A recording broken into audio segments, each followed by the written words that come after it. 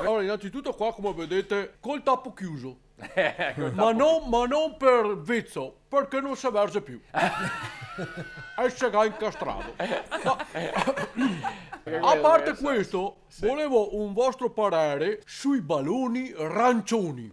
Vedi, quello Che sapevo oggi si giocherà col ballone rancione. È perché c'è il pallone invernale, solitamente in questi anni era giallo, quest'anno genialata, hanno detto perché non lo facciamo arancione? In particolare che non si vede il pallone invernale dentro il galpel. Ecco. Come l'Eschimo. Comunque volevo, permettimi, ricordare una ricorrenza importante. Domani fanno 10 anni esatti che mi desmentico sempre di portarmi i sacchetti da casa quando che vado a fare la spesa.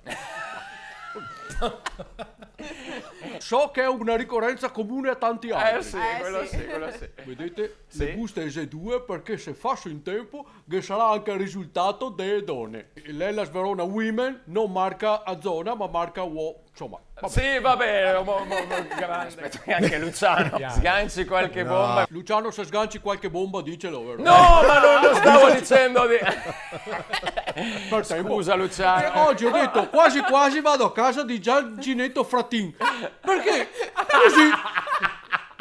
Faccio le Mago, torniamo un magie. attimo, faccio la magia, torni nel suo studio. Salutiamo.